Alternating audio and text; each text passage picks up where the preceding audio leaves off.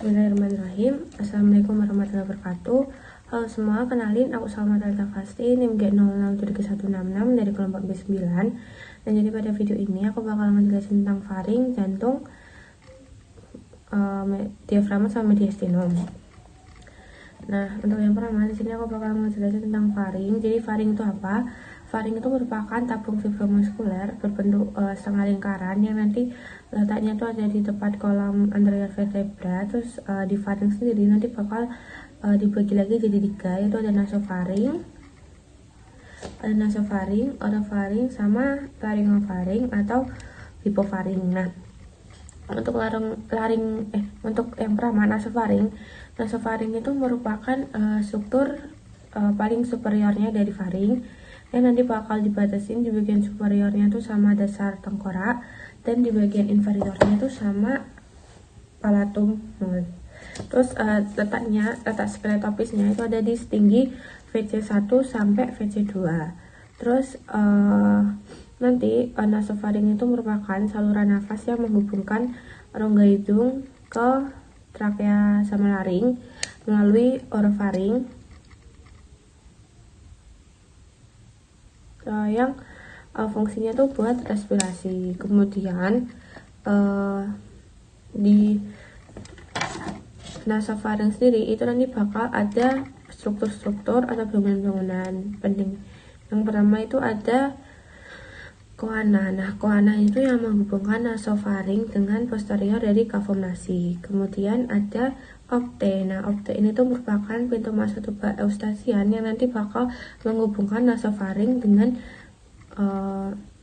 kavitas timpanika telinga. Kemudian ada tonsila faringea atau adenoid.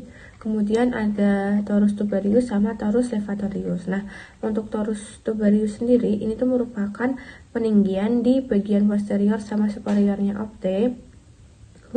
Sedangkan yang torus levatorius ini tuh peninggian di bagian inferiornya opte. Dan nanti bakal terbentuk karena adanya musculus levator veli palatini. Kemudian untuk struktur yang terakhir di nasofaring itu nanti bakal ada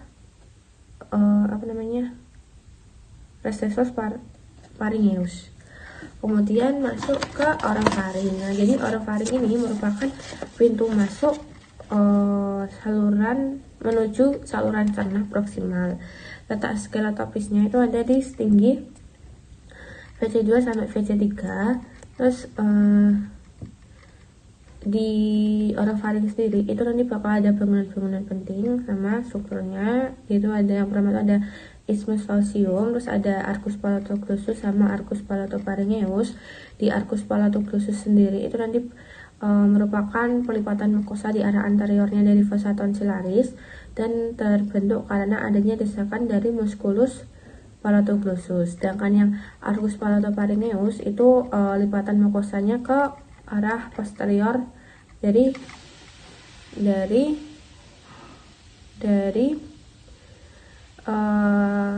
fossa tonsillaris. Nah, ini terbentuk karena adanya desakan oleh musculus palatopharyngeus. Nah, fossa tonsillaris sendiri itu apa? Fossa tonsillaris itu merupakan cekungan di antara arcus palatoglossus sama arcus palatopharyngeus yang nanti bakal ditempatin sama tonsila palatina. Terus di orofaring ini nanti bakal ada tempat tertampungnya benda tumpul yang masuk ketika tertelan kita. Nah, itu apa namanya? Itu namanya tuh vallecula epiglottica. Kemudian masuk ke laryngofaring. Jadi laryngofaring itu merupakan struktur paling kaudalnya dari faring. Terus itu merupakan titik penghubung penting yang bakal dilalui makanan, air, dan udara. Terus untuk apa aja yang ada di laryngofaring itu ada fossa piriformis. Nah, fossa piriformis itu merupakan tempat tertampungnya benda tajam yang tertelan kita. Beda sama yang nanti aku jelasin. Kalau benda tumpul itu nanti kan masuknya ke orofaring, lebih tepatnya tuh di valvula epiglottika. Sedangkan yang benda tajam itu bakal ditampung ke fossa piriformis. Terus di laryngofaring ini juga bakal ada adductus laryngis. Ini merupakan pintu masuk menuju ke laring. Kenapa? Karena laryngofaring ini kan merupakan struktur paling kaudalnya dari faring. Jadi bakal berbatasan sama laring, organ selanjutnya. Kemudian aku bakal masuk ke jantung. Jadi jantung sendiri itu kan nanti strukturnya itu bakal dibagi jadi dua, yang eksternal sama yang internal. Nah di sini aku bakal ngejelasin dulu yang eksternal. Jadi pasti struktur itu bakal ada apex, basis, sama fasies. Nah fasies di jantung sendiri itu nanti bakal ada 3. Nah untuk apexnya itu nanti bakal mengarah ke ventrocaudal, sedangkan yang basisnya itu nanti bakal mengarah ke craniolateral dextra. Tadi yang apex itu mengarah ke ventrocaudal sinistra, sedangkan yang basisnya itu bakal mengarah ke craniolateral dextra. Nah kenapa? Karena di basis itu kan terdiri sama anterium dextra yang nanti bakal menghadap ke posterior atau ke belakang. Kemudian nanti apexnya itu bakal mengarah ke panggul kiri kita, sedangkan basisnya itu bakal mengarah ke bahu kanan kita. Terus untuk fasiesnya tadi kan udah aku bilang kalau fasies di jantung kan ada 3. Yang pertama tuh ada fasies sternocostales, terus yang kedua tuh ada fasies diaphragmatica, kemudian tuh ada fasies pulmonalis. Nah untuk fasies pulmonalis sendiri itu nanti bakal ada 2, yang dextra sama yang sinistra. Nah untuk fasies dari yang pertama tuh fasies sternocostales ini tuh penyusun utamanya itu ada ventriculus dextra sama anterium dextra, yang nanti diantaranya itu bakal ada sulcus anteroventricularis, dan di bagian pinggirnya, lebih tepatnya di bagian kiri, nanti bakal tersusun sama sedikit auricula sinistra. Sedangkan yang fasies kedua itu fasies diaphragmatica, itu nanti penyusun utamanya itu ada ventriculus dextra sama sinistra. Terus nanti bakal dipisahin sama sulcus interventricularis posterior dan bersandar ke centrum tendineum. Kemudian untuk yang fasies pulmonalis itu nanti bakal dibentuk sama ventriculus sinistra yang bakal ngebentuk impresio cardiaca pada fasies yang sinistra. Kemudian kalau yang anterium dextra itu yang ke pulmodextra. Kemudian di struktur eksternal jantung sendiri itu nanti bakal ada 4 ruangan. Jadi jantung tuh punya 4 ruangan. Itu apa aja? Yang pertama tuh ada anterium dextra, terus ada ventriculus dextra, sama ventriculus sinistra, sama atrium sinistra. Tapi di gambar ini nggak kelihatan. Kemudian di jantung sendiri juga ada, di struktur eksternal jantung itu ada auricula jantung. Nah auricula jantung itu beda, bukan kayak anterium dextra. Nah di permukaan luar jantung itu juga bakal ada banyak sulcus-sulcus tempat lewatnya pembuluh darah jantung.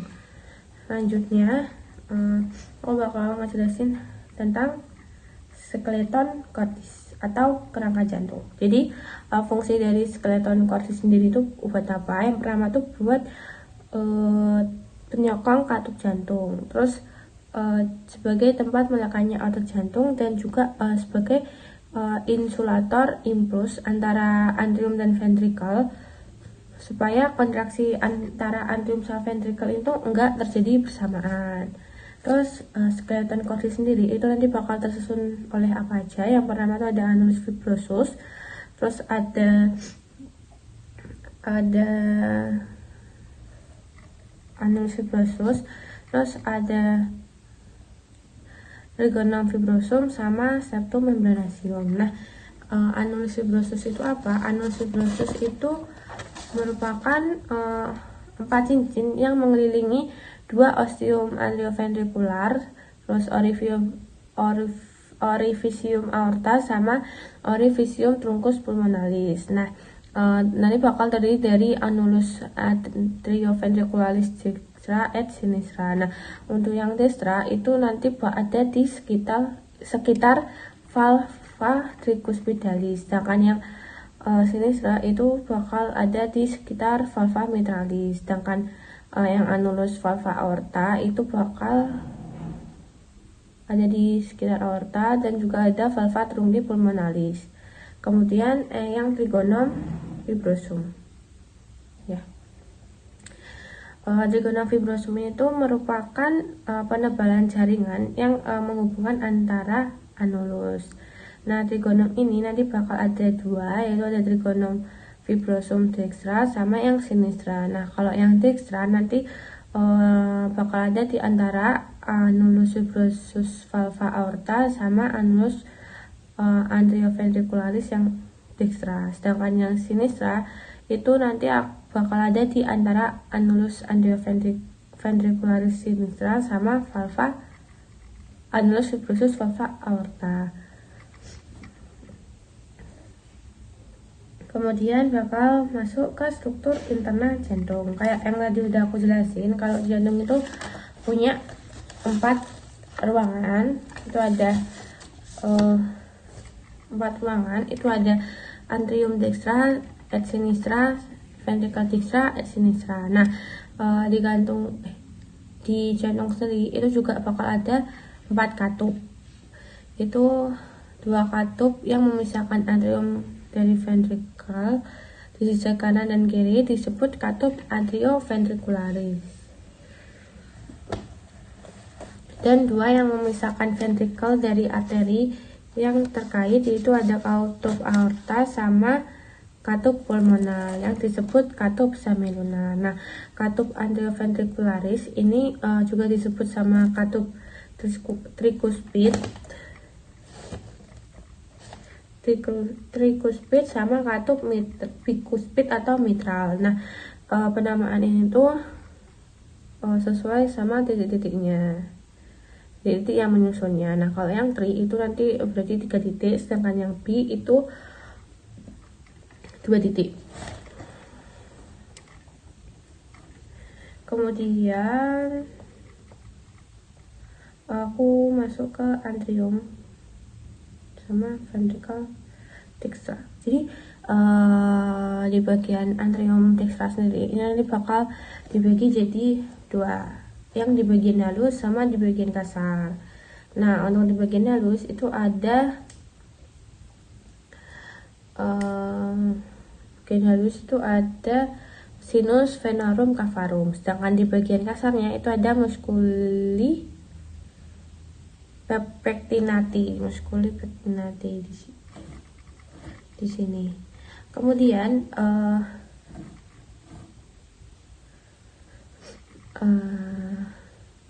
di antara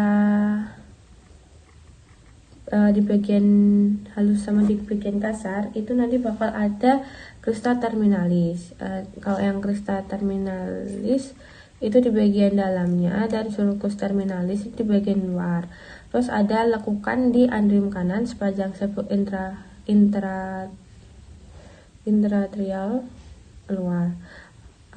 Intratrial yang disebut fossa ovalis. Nah, fossa ovalis sendiri ini merupakan obliterasi dari foramen oval. Nah, di atrium dextra atau atrium kanan ini nanti bakal ada muara-muara pembuluh darah. Yang pertama itu ada ostium vena cava superior. Ini bakal jadi tempat yang dilalui sama vena cava superior. Sedangkan vena cava inferior itu bakal melalui ostium vena cava inferior. Kemudian ada sinus coronarius, itu bakal melalui ostium sinus coronarius. Terus nanti bakal ada vena cordis minima, ini bakal melalui foramina venarum minimarum.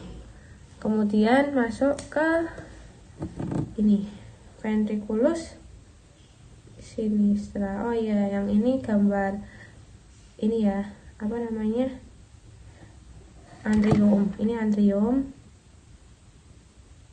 ini yang ventricle ya, ventricle.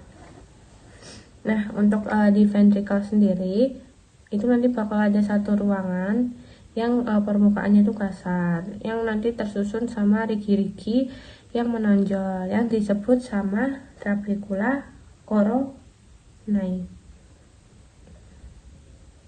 Nah, di trabecula coronae sendiri itu nanti bakal ada 3. Yang pertama itu ada musculi papillaris, itu melekat ke dinding ventricle melalui basisnya. Sedangkan bagian puncaknya itu nanti bakal dihubungkan melalui chordae tendinae. Terus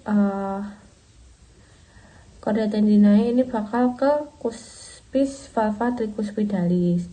Nah, musculi papillaris ini sama chordae tendinae ini tuh bakal berperan dalam penutupan katup, di mana musculi papillaris ini bakal berkontraksi sebelum ventricle berkontraksi.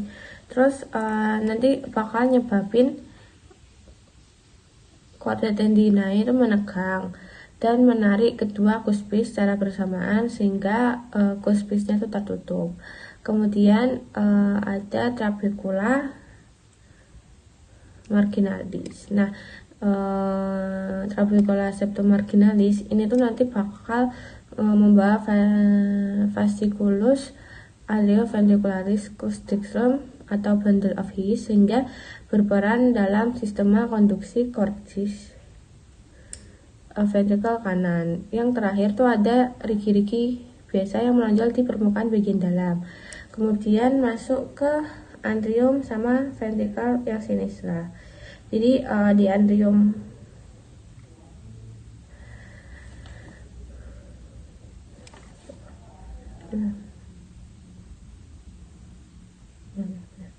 terus yang di antrium sinistra ini tuh nanti bakal terdiri di atas sinus venarum cavarum sama auricula sinistra.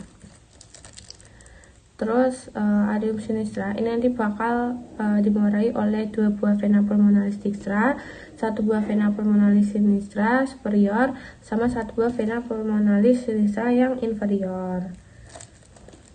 Kemudian untuk ventriculus sinistranya itu merupakan pembentuk dari apecordis. Terus nanti di ventriculus sinistra itu miokardiumnya tuh bakal lebih tebal dibandingkan yang lainnya. Kenapa? Karena di ventricle kiri, ventricle sinistra itu bakal jadi yang memompa darah untuk disebarkan ke seluruh tubuh. Kemudian masuk ke mekanika dari katup jantung. Jadi mekanika kerja dari katup itu kan berdasarkan perbedaan tekanan. Nah, katup itu nanti bakal bekerja selayaknya pintu yang hanya bisa membuka ke satu arah. Nah, apabila tekanan di belakang katup itu lebih tinggi, maka katup itu bakal ngebuka atau membuka. Terus ketika tekanan itu di depan katup itu lebih rendah, katup itu enggak bakal ngebuka ke arah sebaliknya. Nah, katup ini dalam menjalankan fungsinya itu bakal dibantu sama chordae tendinea dan musculi papillaris. Nah, mulai dari jantung berkontraksi itu bakal nyalurin darah ke seluruh tubuh yang disebut sistol. Kemudian nanti ventricle itu bakal berkontraksi sehingga tekanan di dalam ventricle itu bakal meningkat. Nah, tekanan yang tinggi itu bakal ngebuka katup semilunaris. Nah, akan tetapi katup antrioventricularis itu bakal tetap tertutup.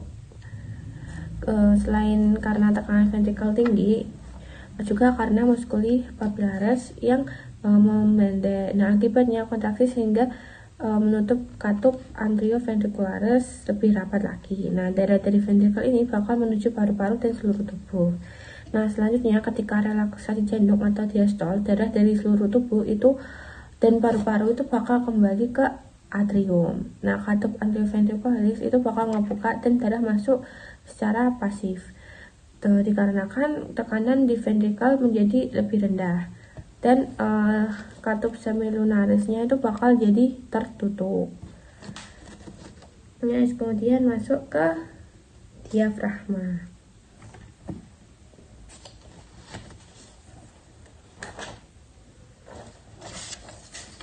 Oke, jadi diafragma itu terletak di bagian bawah tulang rusuk dan mengisi lubang toraks inferior. Rongga diafragma ini bakal jadi pembatas antara kavitas torakis sama kavitas abdominalis. Nah,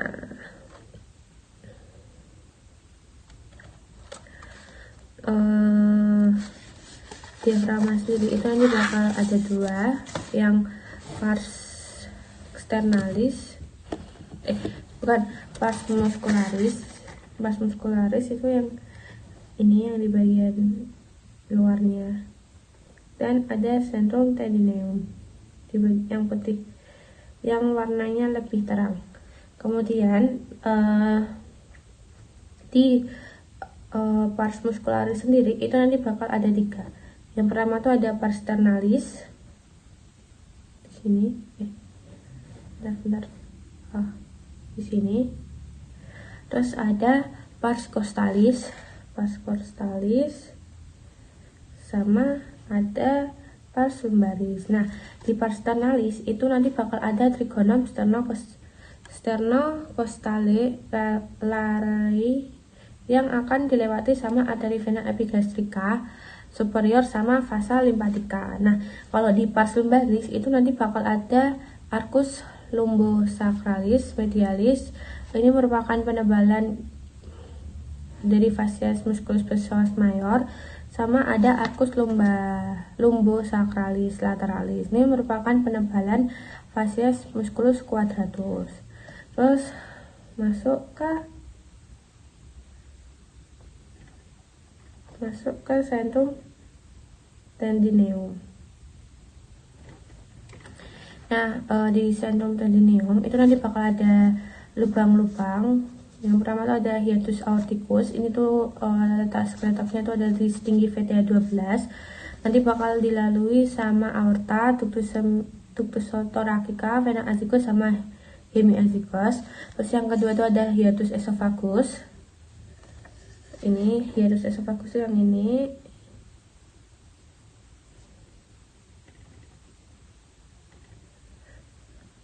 Ini kok gak bisa ya?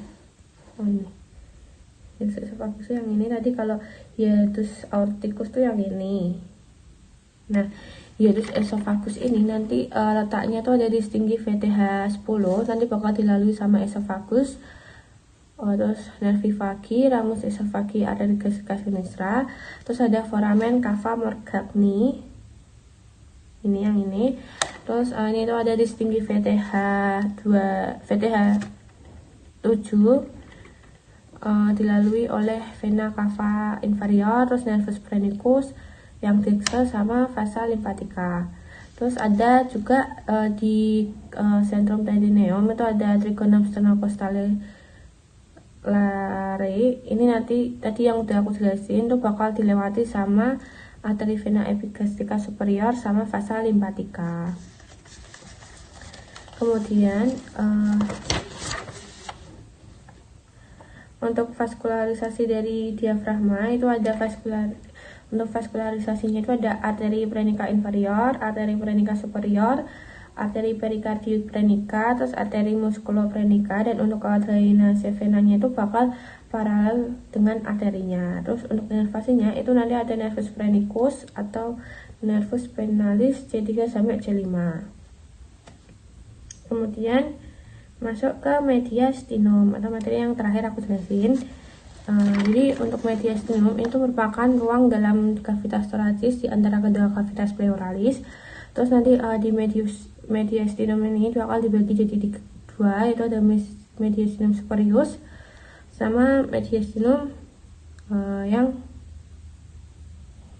inferius. Nah, dimana mediastinum inferius ini nanti bakal dibagi jadi di 3 lagi, yaitu ada yang anterior, medial, sama yang posterior. Nah, untuk yang mediastinum superior, ini yang warna hijau ya, udah ada keterangannya. Yang warna hijau itu nanti letaknya tuh bakal ngebentang dari apertura superior thorax sampai ke transverse thoracic plane, termasuk ke angulus sternalis dan antara VTH 4 atau 5. Dan di mediastinum superior ini nanti bakal berisi timus, trakea, esophagus, vena cava superior, nervus vagus, sama masih banyak lagi. Terus untuk yang mediastinum inferior anterior itu yang ini, kok nggak bisa, yang ini, yang ungu itu letaknya tuh di anterior dari perikardium, di posterior sternum, dan musculi transversus thoracis. Nah, isinya tuh apa? Isinya tuh yang pertama tuh ada sisa timus, terus ada nodi limfatiki, terus ada jaringan ikat longgar, sama ada lemak. Kemudian ada mediastinum yang inferior medial, itu letaknya ada di cavitas pleura di sini ya. Yang kuning itu letaknya itu kan di cavitas pleura dextra et sinistra. Nah, isinya tuh ada apa? Itu ada core, ada perikardium, ada nervus phrenicus, sama vena cava. Terus masih banyak lagi sih sebenarnya. Kemudian yang terakhir itu ada mediastinum posterior. Nah, di mediastinum posterior itu letaknya itu ada